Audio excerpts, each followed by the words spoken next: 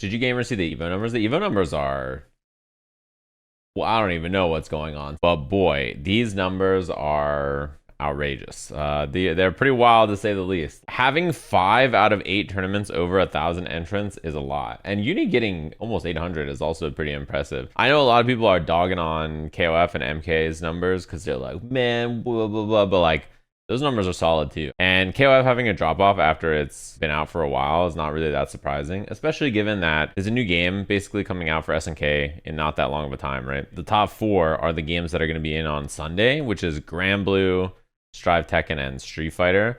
And Third Strike gets the Saturday evening spot. Strive over 2K again is also really impressive. The game has been out for a long time now. It's a pretty old game. And then Tekken and Street Fighter's numbers are unreal. They don't make any sense. Street Fighter had 7,000 last year, so this is so many people coming to this, especially because EVO itself is not cheap to go to.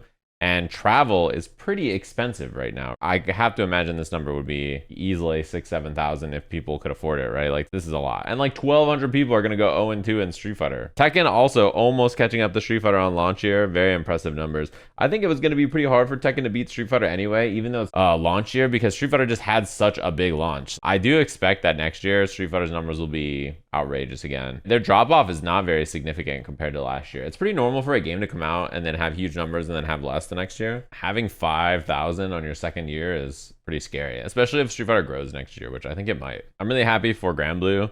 These numbers are sick, and I think this game is really fun. If you recall, before COVID, like the original Granblue Fantasy Versus was a really big game. Internationally, everybody was hyped for international competition for this game. Everybody was playing it. All the big names from basically every community was interested in Granblue. And then COVID hit and the game's online play was not great, like a lot of games back then. It really just got shot in the foot. Rising comes out, good online play, different era, and this game has been doing really well. Although I will say, I'm mad at them for not shooting Nier. I don't want to watch another grand finals Nier mirror. Kill this character. Just get rid of her ass. There are 16,252 bracket entries, but over 10,000 unique players, right? Of these, over half are signed up for Street Fighter 6, which is once again the biggest bracket. This makes Street Fighter 6 at EVO the second largest tournament in EVO history, beating out Street Fighter 5's 5,000 player bracket in 2016, and right behind the bracket last year, which was like 7,000. The previous record for Tekken is really 1899. Wow, I thought it was over 2,000. And Third Strike has its biggest tournament ever too, right? For EVO Vegas, 1,100 people is a lot. So this means the number of people that entered Tekken 8 and Street Fighter 6 combined is 1,756 people. That's going to be the biggest crossover, so that makes the biggest sense. The percentage, though, Street Fighter 6 and Granblue is pretty big. Street Fighter 6 and Third Strike makes the most sense.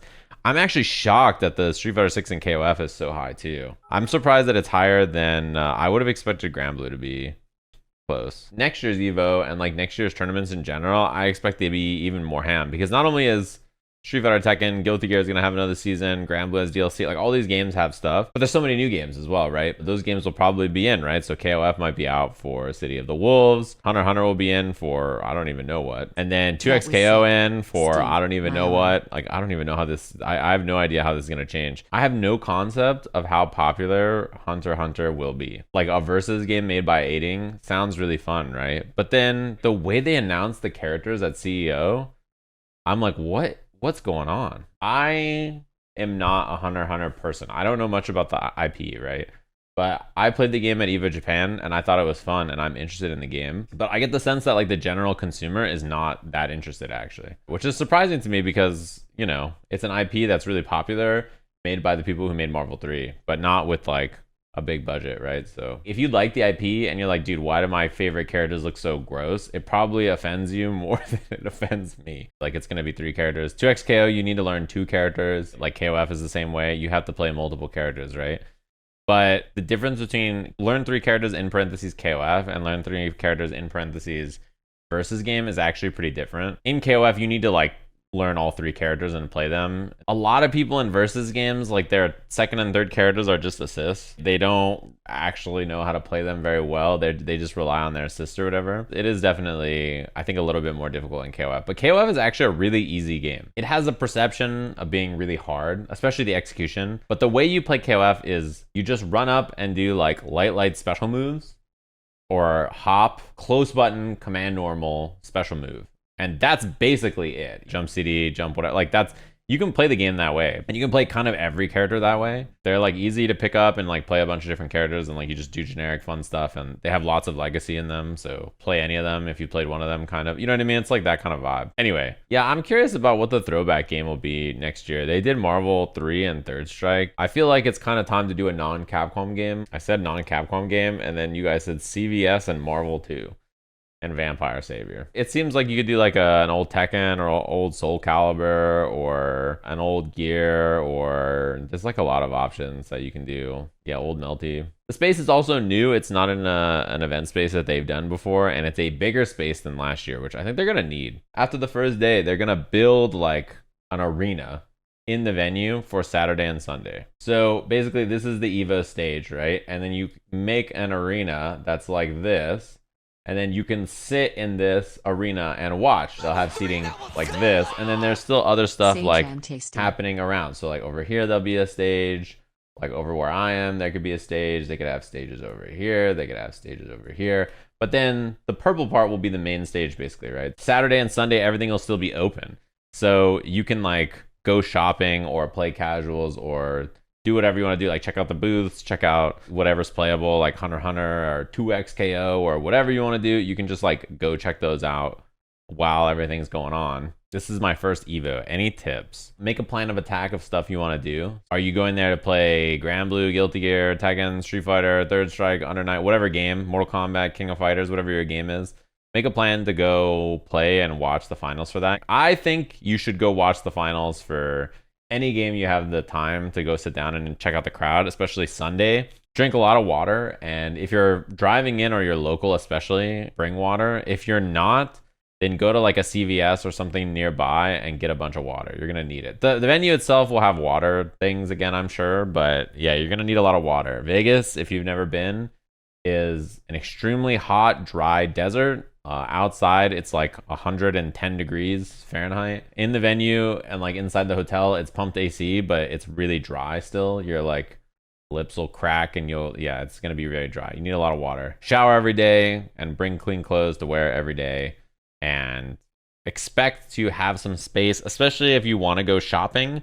There is a huge artist alley, and like you can buy controllers, you can buy stickers and art and everything. If you do expect to spend some money, then bring some space with you. Like, don't pack your bag so full that you can't fit anything else in. If you see some player or person that you're a fan of and you want to say hi, just be cool. Say, hey, what up? I'm a fan. How goes it? I like the X or Y thing you do. Thanks, appreciate it.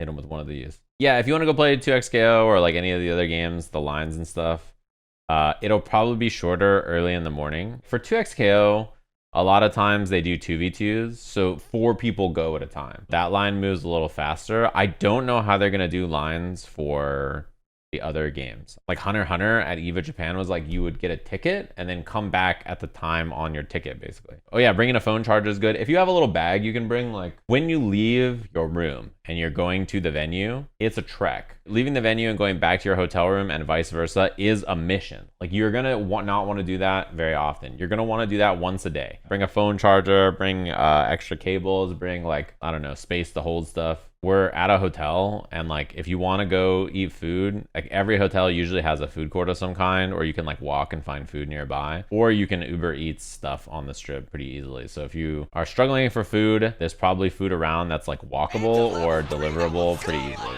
You can go off the strip a little bit and get, like, from my experience, super solid like Chinese food, Korean food. There's tons of great Mexican food, but you just gotta travel a little bit. At EVO, I don't know what my schedule exactly will be like, but I'm pretty sure I'm fucked. Because not only do I have usually obligations like, hey, you need to commentate 3 blocks a day, Friday and Saturday, and then if I do a Sunday finals, like that also means I gotta be there. I have 2 things Friday that are not commentary blocks that I know I need to do already on Friday. And then I have something Saturday as well. And like, you know how it is. Companies will be like, hey, do you want to host a panel for us at EVO? Hey, at EVO, do you want to come do this? Hey, at EVO, do you want to come do that? And then I'm like doing something, working in the venue for like 12 hours a day, Friday and Saturday. After 3 days, you just like lay my corpse in the ground and then ship it back to SoCal, you know? I definitely do not want EVO to be a 4-day event. I don't need another day That's for sure. You think like, oh, another day means everything will be spread out, but it'll just be 4 busy days instead of 3. Make it 2 days, now you're onto something.